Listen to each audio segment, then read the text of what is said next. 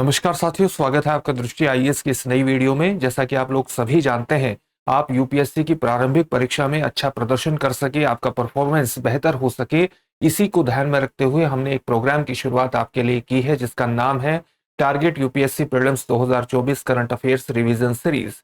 इस सीरीज के माध्यम से हम विभिन्न सेगमेंट्स के अंतर्गत पिछले एक वर्ष की तमाम घटनाओं को समाहित करने का प्रयास कर रहे हैं, ताकि करंट घटनाओं से संबंधित अगर आपके प्रश्न पत्र में कोई भी प्रश्न आता है तो उस प्रश्न पत्र का जवाब आप ठीक तरीके से दे सके, अपनी परीक्षा को क्वालिफाई कर सके।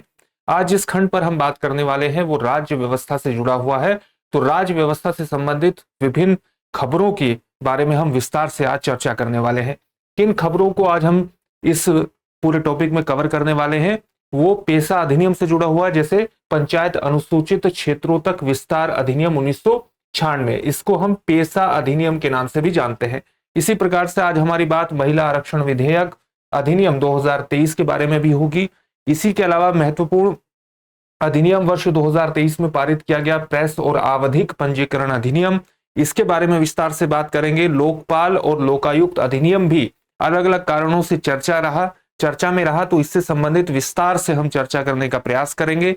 उसी प्रकार से सूचना का अधिकार अधिनियम 2005 के बारे में विस्तार से बात होगी, और फिर बात होगी आदर्श कारागार अधिनियम 2023 के बारे में। इन सभी मुद्दों को, इन सभी खबरों को हम कवर करने का प्रयास करेंगे। वर्ष 2023 में ये सारी खबरें किसी न किसी कारण से चर्चा में रही, और चर्चा में रहने के कारण प्रारंभिक परीक्षा के लिए आपके लिए विशेष रूप से महत्वपूर्ण हो जाती हैं, और इसलिए हम विस्तार से इन पर बात करेंगे।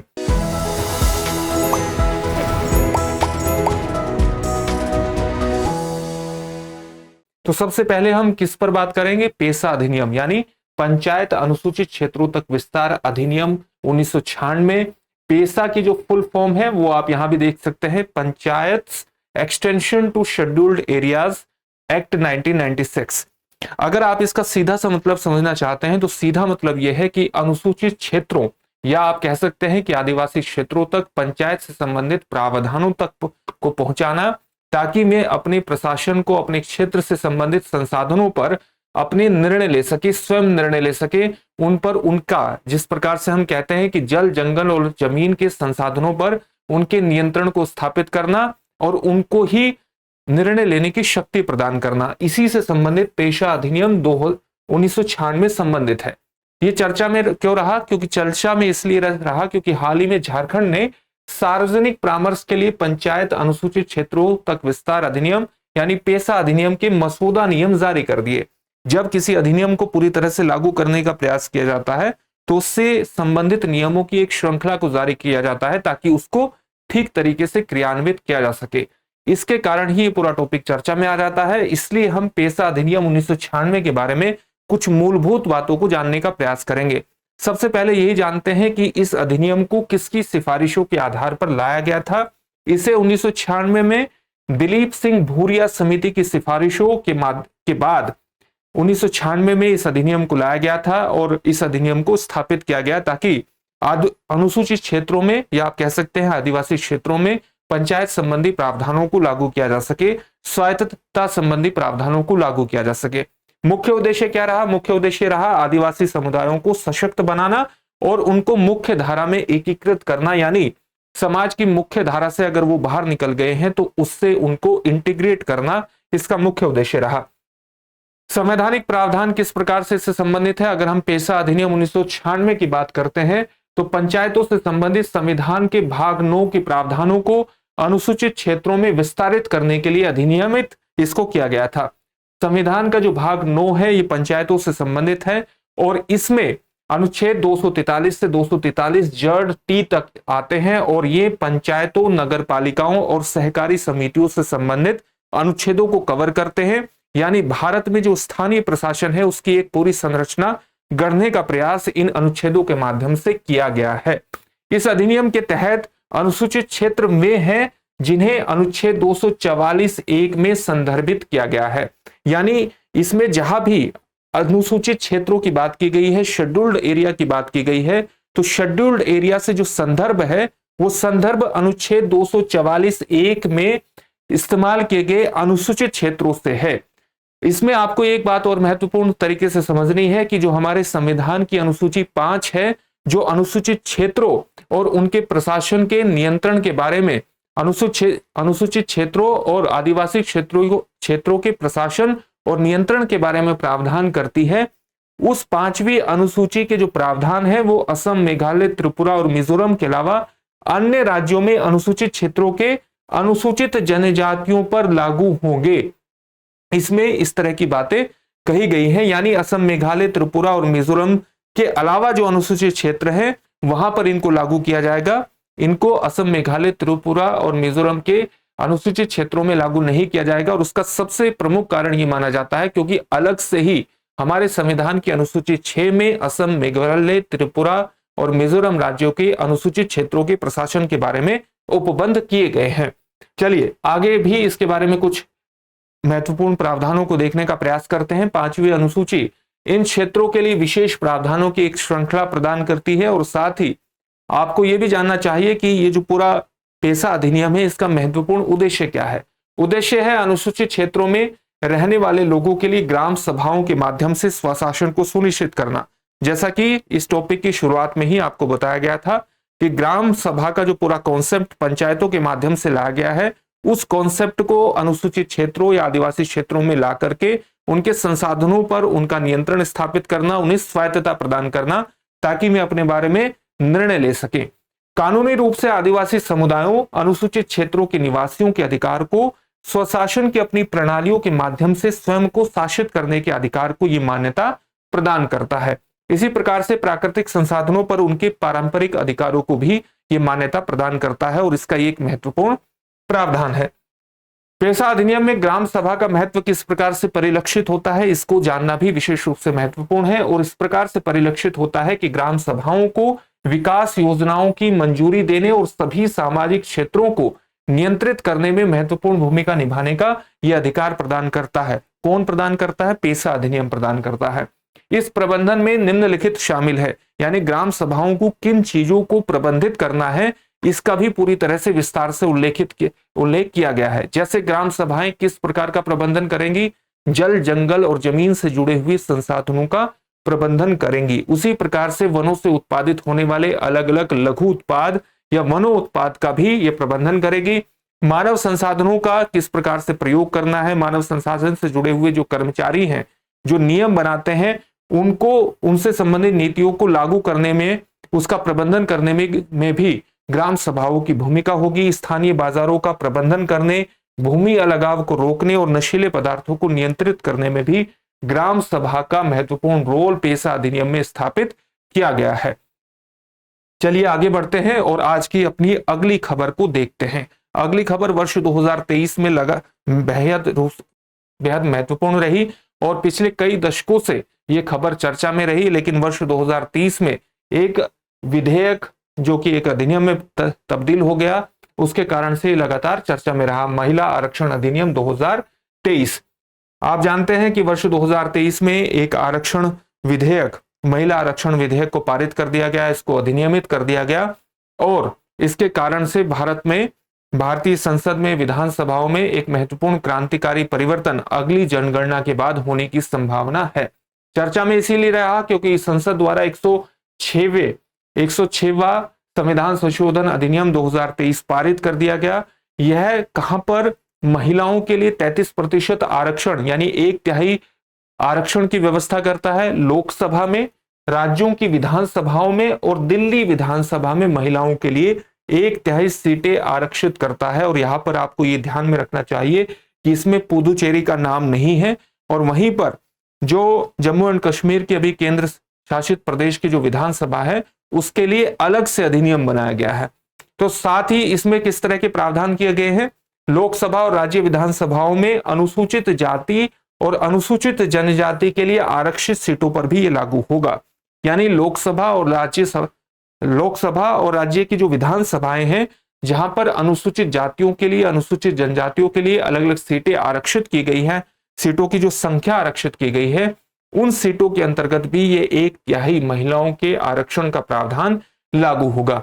और किस तरह के प्रावधान इसके अंतर्गत किए गए हैं उनके बारे में भी जान लेते हैं।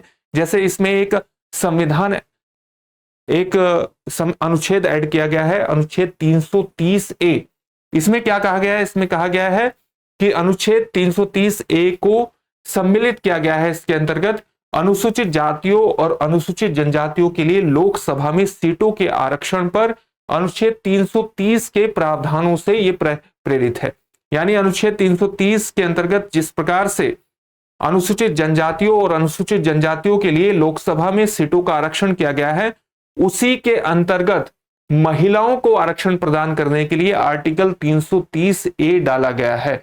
यानी जो अनुसूचित जातियों और अनुसूचित जनजातियों के अंतर्गत सीटों का आरक्षण किया गया है, उनके अंतर्गत महिलाओं को भी 1/3 आरक्षण प्रदान किया जाएगा। किस अनुच्छेद के माध्यम से? अनुच्छेद 330A के माध्यम से।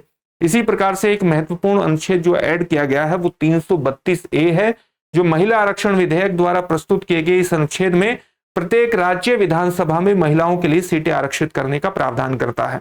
यानी महिला राज्य विधानसभाओं में महिलाओं के लिए 1/3 आरक्षण की जो व्यवस्था की गई है वो किस आर्टिकल के माध्यम से की गई है? किस आर्टिकल को इंसर्ट करने के माध्यम से की गई है?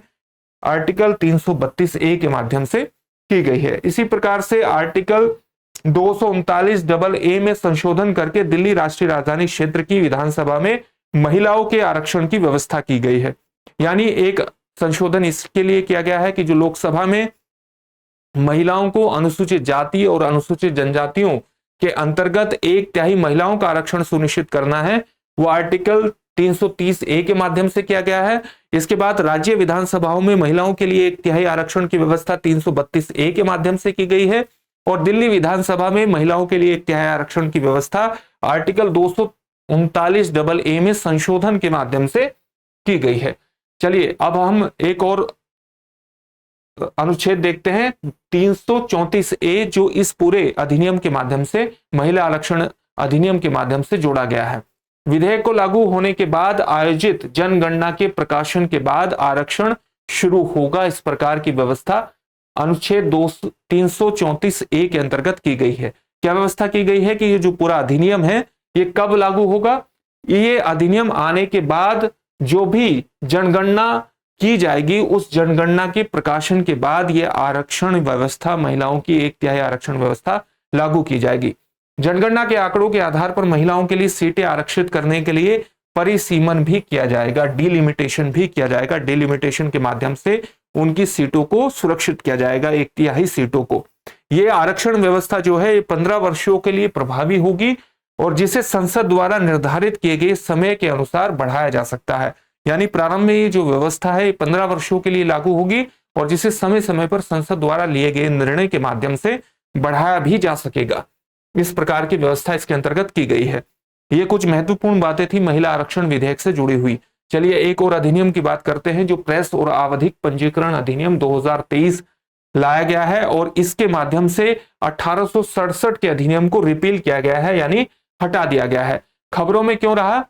प्रेस और पुस्तक पंजीकरण अधिनियम 1867 की जगह प्रेस और आवधिक पंजीकरण अधिनियम विधेयक 2023 को लोकसभा द्वारा अनुमोदित कर दिया गया, यानी उसको अप्रूवल प्रदान कर दिया गया, उसको पास कर दिया गया।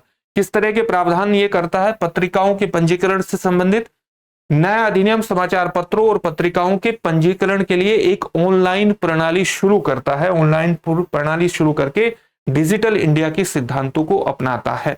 इसी प्रकार से कुछ और महत्वपूर्ण इसमें परिवर्तन किए गए हैं, महत्वपूर्ण सुधार किए गए हैं। जैसे यह मानव संसाधन और विकास मंत्रालय के अधिकार क्षेत्र में आने वाले पुस्तकों और वैज्ञानिक और शैक्षणिक पत्रिकाओं को पंजीकरण से बाहर रखा गया है।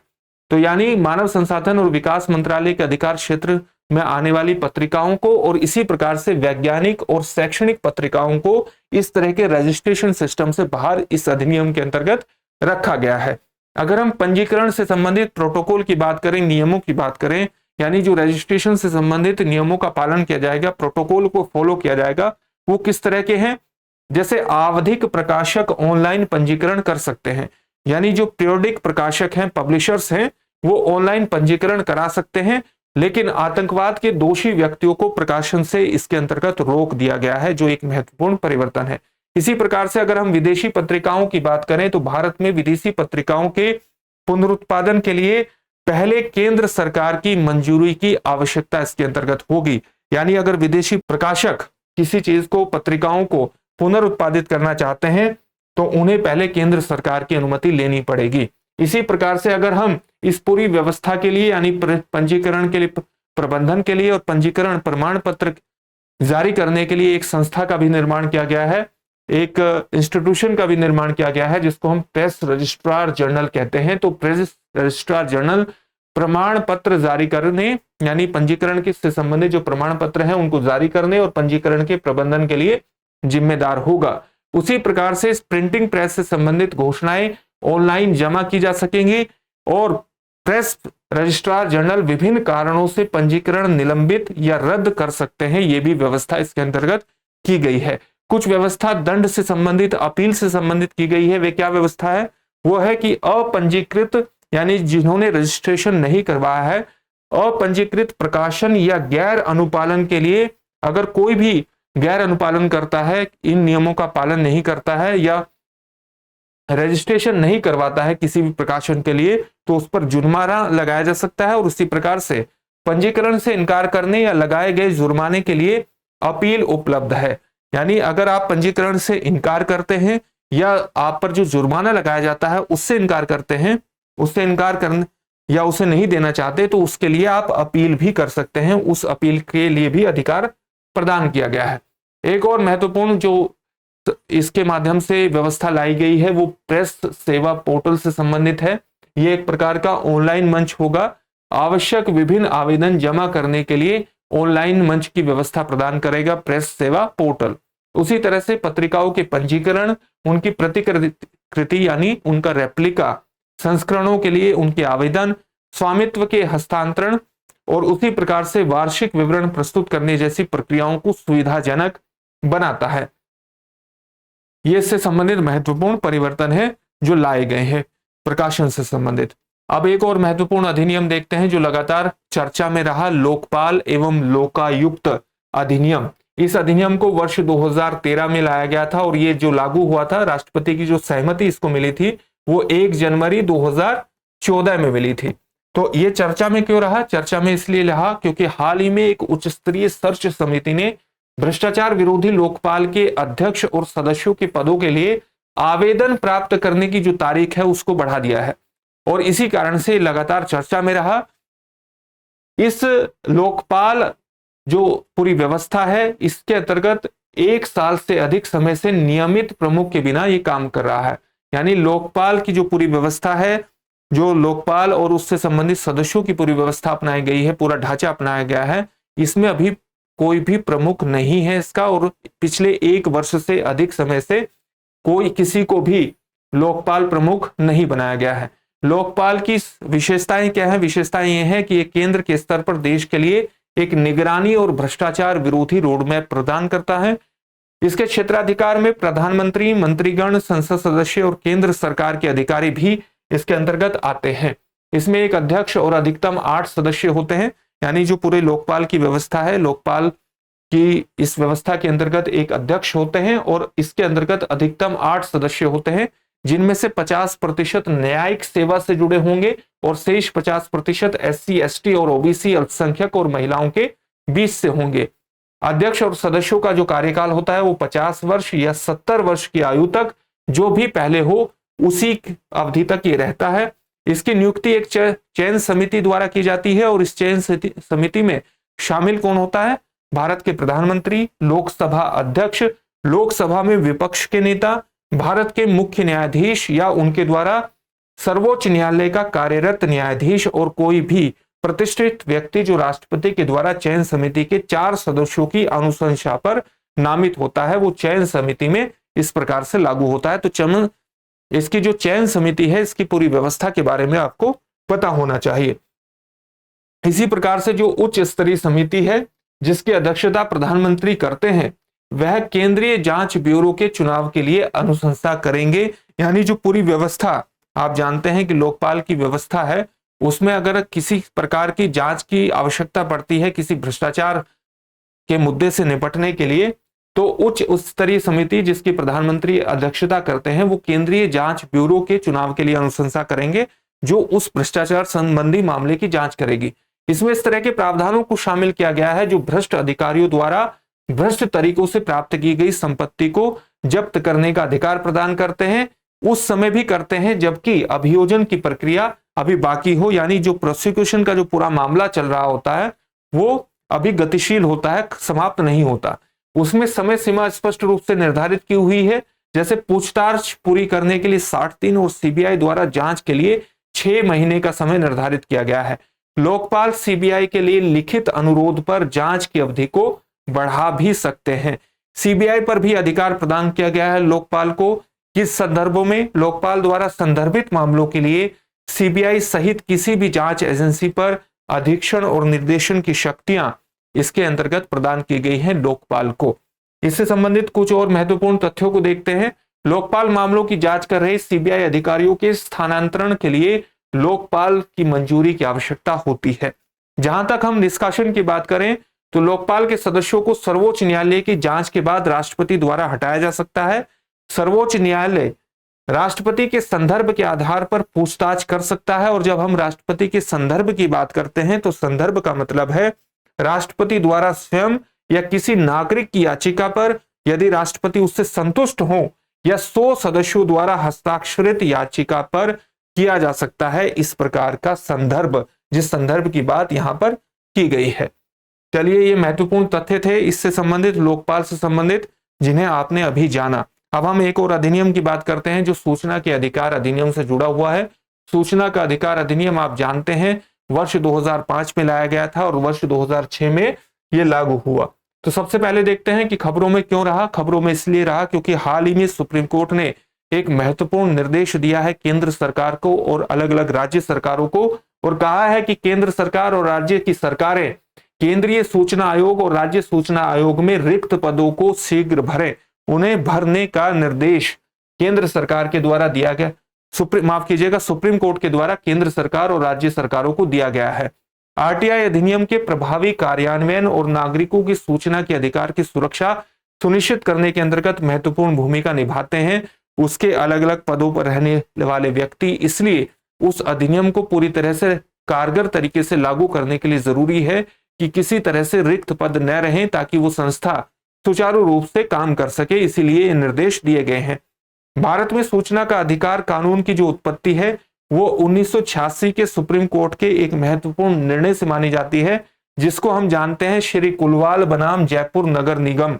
इस मामले में सुप्रीम कोर्ट ने एक महत्वपूर्ण फैसला दिया था और सूचना के अधिकार को चिन्हित किया था और यह कहा था कि अनुच्छेद 19 जो अभिव्यक्ति और भाषण की स्वतंत्रता से जुड़ा हुआ है उसके अंतर्गत सूचना का अधिकार निहित है। ये 1986 के एक मामले में, जिसे श्री कुलवाल बनाम जयपुर नगर निगम का मामला के रूप में जानते हैं, सुप्रीम कोर्ट ने उसमें निर्णय दिया था। उसके बाद सूचना का अधिकार यानी आरटीआई अधिनियम 2005 लाया गया और ये वर्ष 2006 में लागू हुआ। इसके किस तरह के प्रमुख प्रावधान थे? इसके प्रावधानों की अगर हम बात करें तो ये नागरिकों को सूचना का अधिकार उपलब्ध कराने के लिए लागू किया गया था। इसका महत्वपूर्ण उद्देश्य क्या था? इसका उद्देश्य था नागरिकों को सशक्त बनाना, सरकार के कार्य में पारदर्शिता स्थापित करना, उसका उत्तरदायित्व को बढ़ाना, ताकि नागरिक अलग संस्था का कार्य प्रणाली ठीक तरीके से चल सके, भ्रष्टाचार मुक्त होकर के चल सके, उनकी एफिशिएंसी बढ़ सके, उनकी कार्य प्रणाली में पारदर्शिता हो और साथ ही सरकार की जवाबदेही को भी सुनिश्चित किया जा सके। इसके लिए ही इसको लाया गया था। साथ ही ये भ्रष्टाचार को नियंत्रित करना और वास्तविक अर्थों में हमारे लोकतंत्र को कामयाब बनाने के महत्वपूर्ण उद्देश्य भी रखता था। इसी तरह से कार्मिक और प्रशिक्षण विभाग, जिसको हम department of personal and training के नाम से जानते हैं, सूचना का अधिकार और केंद्रीय सूचना आयोग का नोडल विभाग है। अगर हम बात करें आरटीआई संशोधन अधिनियम 2019 की, तो इसके माध्यम से कुछ महत्वपूर्ण बदलाव इस आरटीआई अधिनियम में किए गए थे। में किस तरह के बदलाव थे? इसमें कहा गया था कि मुख्य सूचना आयुक्त और सूचना आयुक्तों केंद्र और राज्य दोनों स्तरों पर उनके कार्यकाल में इसके अंतर्गत बदलाव किए गए थे। यानी इस संशोधन के माध्यम से मुख्य चुनाव आयुक्त और राज्य के स्तर पर जो सूचना आयुक्त हैं उनके कार्यकाल में बदलाव किए गए, जिससे केंद्र सरकार को निश्चित 5 वर्षीय कार्यकाल के बजाय उनका कार्यकाल निर्धारित करने का अधिकार प्रदान कर दिया। यानी उनका जो पहले निश्चित कार्यकाल 5 वर्ष का होता था, केंद्र सरकार को अब अधिकार प्रदान कर दिया कि वो अपने हिसाब से कार्यकाल को निर्धारित किए। इसी प्रकार से संशोधन में केंद्र सरकार को मुख्य सूचना आयुक्त और सूचना आयुक्तों के वेतन भत्ते और अन्य सेवा शर्तों को निर्धारित करने का भी प्रावधान किया गया था। और इसके माध्यम से ये बात मानी गई कि इस तरह के अगर संशोधन केंद्र सरकार करती है तो कहीं ना कहीं इस पूरे अधिनियम पर, इस पूरी व्यवस्था पर केंद्र सरकार के नियंत्रण को बढ़ाया गया है, जो उसकी पारदर्शिता, एक पारदर्शी व्यवस्था के अनुकूल नहीं है और जो सरकार की जवाबदेही के अनुकूल नहीं है। इस प्रकार की भी आलोचना इसके अंतर्गत, इन संशोधनों के अंतर्गत की गई और ये कहा गया कि ये वस्तुतः सूचना के अधिकार के मूलभूत उद्देश्यों के अनुकूल नहीं है, बल्कि उसके विपरीत है। इस तरह की आलोचना इसके अंतर्गत की गई थी इन संशोधनों के बाद। इस एक्ट के अनुसार, यानी जो संशोधन किया गया है, मुख्य सूचना आयुक्त और सूचना आयुक्तों केंद्र और राज्य स्तर पर की नियुक्ति के समय अगर में पेंशन याफ्ता हैं या पिछली सरकार सेवाओं के लिए उन्हें दूसरे सेवानिवृत्त लाभ मिल रहे हैं तो उनके वेतन में से पेंशन की राशि घटा दी जाएगी। इस प्रकार का भी संशोधन किया गया। चलिए आज की अगली खबर देखते हैं। खबर क्या है? खबर आदर्श कारागार अधिनियम 2023 से जुड़ी हुई है और यह विशेष रूप से चर्चा में रहा।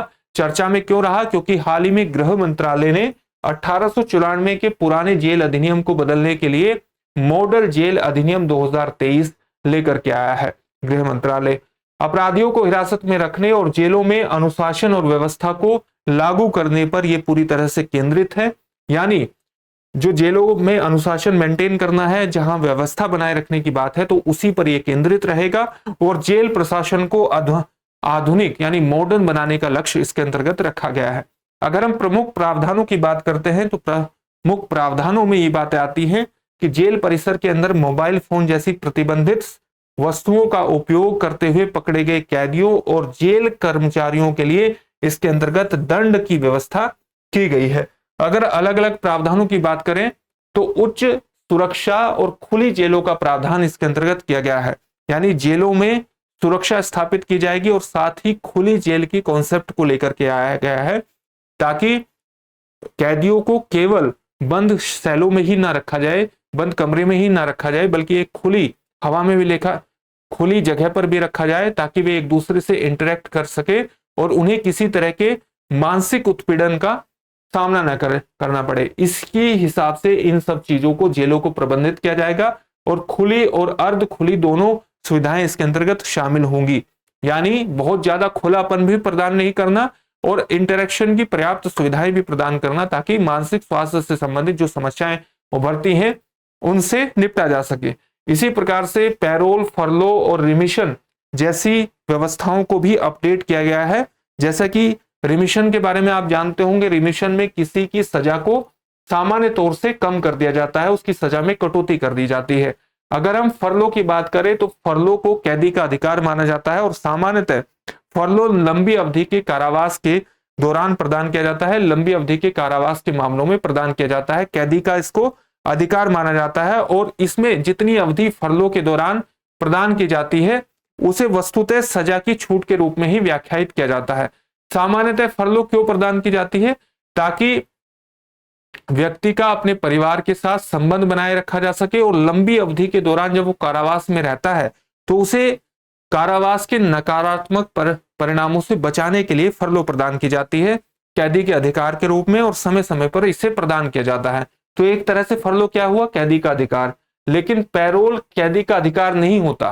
पैरोल ये अधिकार नहीं है, लेकिन कैदी की सजा के निलंबन से ये जुड़ा हुआ है।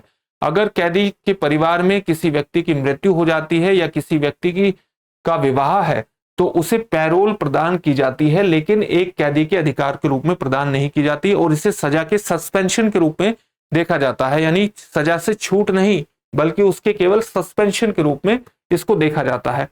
इसी प्रकार से जेलों को इस प्रकार से बनाया जाएगा, इस अधिनियम के माध्यम से ये व्यवस्था की जाएगी कि सुरक्षा का सही तरीके से मूल्यांकन हो सके और साथ ही अगर किसी की शिकायत है, किसी कैदी की शिकायत है या पूरी व्यवस्था की शिकायत है तो एक बेहतर शिकायत निवारण तंत्र स्थापित किया जाए, उसका कार्यान्वयन भी किया जाए। इसी प्रकार से जेल विकास बोर्ड की स्थापना और महिलाओं और ट्रांसजेंडर कैदियों के लिए अलग आवास सहित कैदियों के प्रति दृष्टिकोण परिवर्तन को बढ़ावा दिया जाएगा, उसकी भी पहल की जाएगी। प्रौद्योगिकी का समावेश किया जाएगा, जिसमें अदालतों के साथ वीडियो कॉन्फ्रेंसिंग और तकनीकी हस्तक्षेप शामिल होंगे। इसी तरह से अगर हम बात करें भारत में जेल सुधारों के से संबंधित अन्य पहलों की, तो उसमें आ जाएगा जेलों का आधुनिकीकरण योजना 2002-3। इसके अंतर्गत क्या किया गया था? इसके अंतर्गत जेलों, कैदियों और जेल कर्मियों की स्थिति में सुधार के लिए इसको शुरू किया गया था। अगर हम बात करें 2021-2026 के जेलों की आधुनिकीकरण परियोजनाओं की, तो इसका मुख्य उद्देश्य था जेल सुरक्षा बढ़ाने और कैदी सुधार और पुनर्वास यानी रिहेबिलिटेशन के लिए सुधारात्मक प्रशासनिक कार्यक्रम, यानी उनसे संबंधित जो रिफॉर्मेटिव कार्यक्रम है उनको लाना, उनको लागू करना, और राज्य और केंद्र शासित प्रदेशों के लिए को इसके अंतर्गत वित्तीय सहायता प्रदान करना, ताकि वो उस प्रणाली को, इस पूरी व्यवस्था को लागू कर सके। उनको फाइनेंशियल असिस्टेंस इतना प्रदान करना ताकि इस पूरी व्यवस्था को लागू किया जा सके। इसी तरह से अगर हम बात करें अलग अलग परियोजनाओं की जो लागू की गई हैं, तो वो ई जेल परियोजना शुरू की गई है, जिससे जेलों के डिजिटलीकरण को बढ़ावा दिया जा सके और इसके माध्यम से जेल प्रबंधन में एफिशिएंसी लाई जा सके, यानी उनकी दक्षता को बढ़ाया जा सके। अगर हम वर्ष 2016 की मॉडल जेल मैनुअल की बात करें, तो इसके अंतर्गत मुफ्त सेवाओं सहित कानूनी सेवाओं के बारे में व्यापक जानकारी प्रदान करता है, यानी जेल के कैदियों के लिए उपलब्ध मुफ्त सेवाओं सहित कानूनी सेवाओं के बारे में ये व्यापक जानकारी प्रदान करता है। ये जेल मैनुअल वर्ष 2016 का। उसी प्रकार से 1987 में राष्ट्रीय कानूनी सेवा प्राधिकरण भी लाया गया था, जिसके तहत स्थापित कुछ व्यवस्थाएं हैं, और इसमें यह व्यवस्था की गई थी कि समाज के कमजोर वर्गों को मुफ्त और सक्षम कानूनी सेवाओं का प्रावधान सुनिश्चित किया जाएगा। तो इस प्रकार की व्यवस्था की गई थी राष्ट्रीय कानूनी सेवा प्राधिकरण के माध्यम से। यानी भारत में जेल प्रशासन से संबंधित जो सुधार है वो पहले से ही चल रहे हैं, और अब एक आदर्श कारागार अधिनियम के माध्यम से इसमें और ज्यादा सुधार करने का उद्देश्य रखा गया है। उसके डिजिटलीकरण का उद्देश्य रखा गया है, ताकि जेलों की प्रशासन को बेहतर किया जा सके, उनके प्रबंधन को बेहतर किया जा सके, उनकी दक्षता को बेहतर किया जा सके, कैदियों के मानसिक स्वास्थ्य को भी ध्यान में रखा जा सके। तो ये कुछ खबरें थी वर्ष 2023 की, महत्वपूर्ण खबरें थी। इनसे संबंधित अलग अलग मुद्दों पर हमने विस्तार से चर्चा करी। फिर से एक नए सेशन में आपसे मुलाकात होगी। धन्यवाद। डियर व्यूअर्स, अपने एग्जाम की तैयारी को और बेहतर करने के लिए हमारे चैनल को लाइक, शेयर और सब्सक्राइब करना न भूलें।